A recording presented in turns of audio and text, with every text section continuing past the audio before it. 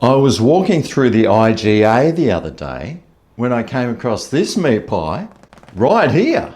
It's the Herbert Gourmet Slow Cooked King Island Beef in Rich Gravy. It sounds pretty awesome, and the picture on the front looks like it's got big chunks of steak in there. Now this is a 2-pack and it weighs 420 grams. 420, mate. It's an omen! Maybe Herbert Adams made them for those special munchies that you get. Anyway, this pack of 2 is going to cost you about $10 maximum for now. Just wait till next week, they'll probably go up. But you can get them on special on the odd occasion. And, well, I got them from the IGA, but you can get them at Coles and Woolies as well. Now, it does say King Island beef in a rich gravy. I am wondering how much beef and gravy is actually in them. Well, let's find out. Well, ingredients: King Island beef, minimum 25%. With slow cooked King Island beef, 17%. Maybe they just chuck some offcuts in afterwards, yeah. And then it's just words and numbers, and pretty much that's it.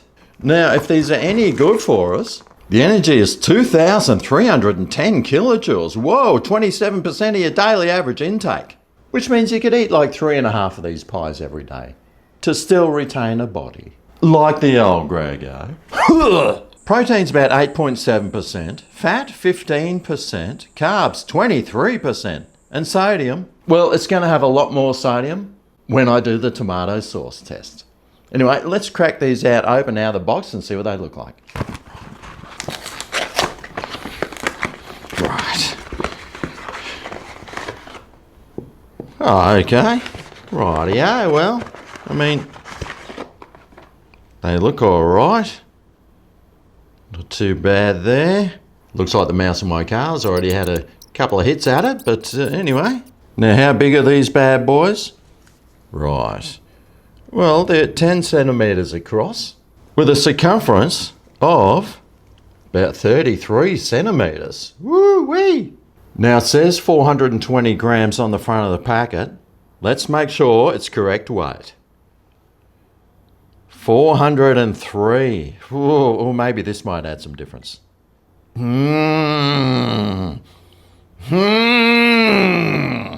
Oh, Herbert. You were the last man on earth I thought that would do this to me. Anyway, let's find out how to cook these things. Make sure he gets that right. Right. Well, heating instructions: you can cook it in the oven, 165 fan forced. Remove pie from pack and place onto a baking tray. If frozen, heat for approximately 40 to 50 minutes. Or you can cook it in the microwave. Remove pie from pack and place on a suitable plate. Select high power. If frozen, heat for about 3.5 minutes. Allow to stand for 2 minutes. Well, I've got 2 pies. How about we try cooking it both ways? Alright, well, how about I start heating up this oven? 165 centigrades. Alright, well, now the oven's heated up, we'll stick that in on my tray. It says 40 to 50. How about, I make it 45? I'll come back in 40 though and check. Alright, well, the alarm for the 40 minutes of the other pie has just gone off. I'll leave it in for 45, but I'll stick this one in the old nougat. 3.5 minutes, they reckon. Okay. On high power.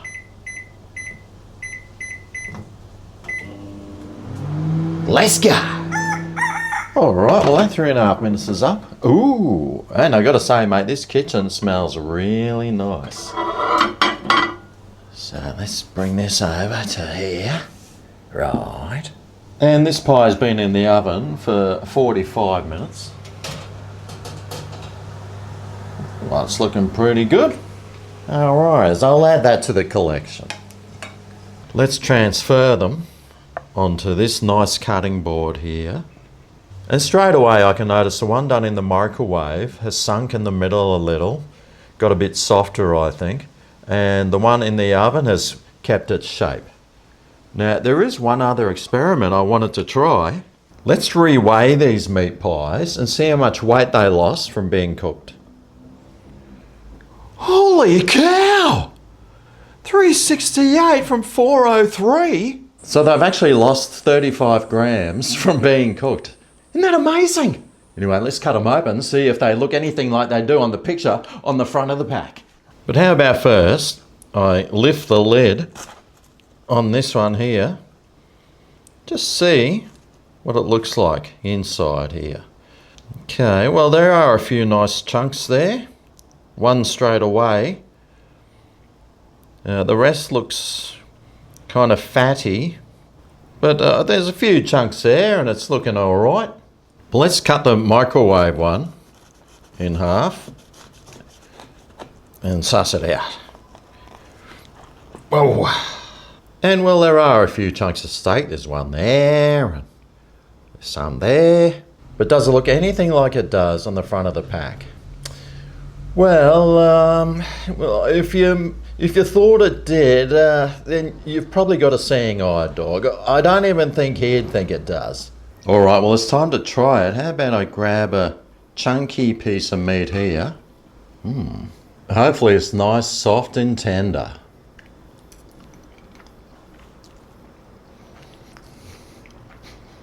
That it is. Now I'll get a bit of gravy and meat out with it. Very nice. That meat is really tender and really nice. And the flavour of the gravy is really nice as well. Not a classic meat pie flavour, but the gravy it's in is pretty delicious. Oh, and that was the microwave one too. Didn't even realise. Well, let's take a bite of the microwave one.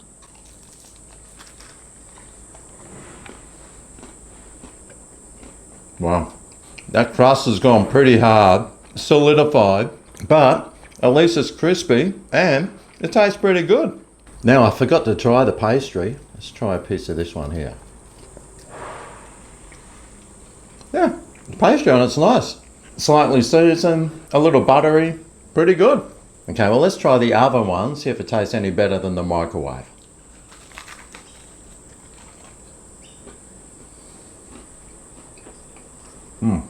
Yeah, the pastry seems a little better. It's still pretty hard all round, but it still tastes all right.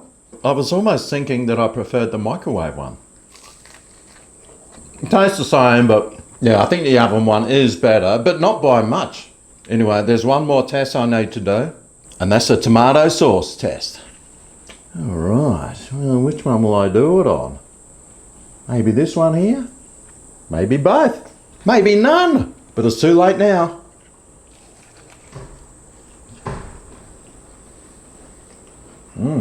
It did taste pretty good with it. Did it need it though? Nah, up to you.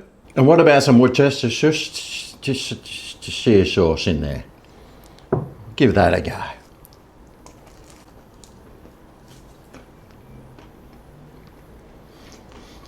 Well, that's pretty good. All round, I thought these Herbert Adams pies were pretty good. I didn't mind them. The gravy inside was nice. The meat was nice and tender as well. The pastry to meat ratio, well, there probably was maybe a little bit too much pastry to the meat. But still, you did get a mouthful of meat in every bite. And all round, I thought they tasted pretty good. They weren't like awesome, but they were like probably a little bit above average. Would I buy them again? Well, if I was going to keep some pies in the freezer, yeah, I probably would. And out of 10, I reckon I'd give them a 6.9 out of 10. I think one of the things letting the pie down is its pastry. It's a little bit too thick and can be a little bit too hard. Anyway, I hope this video helps you decide what to try, what to buy and what to avoid. If you've made it this far, why don't you show the video some thumbing love. Thanks for watching, and I'll see you next time for my next meat pie review. I'll see you then.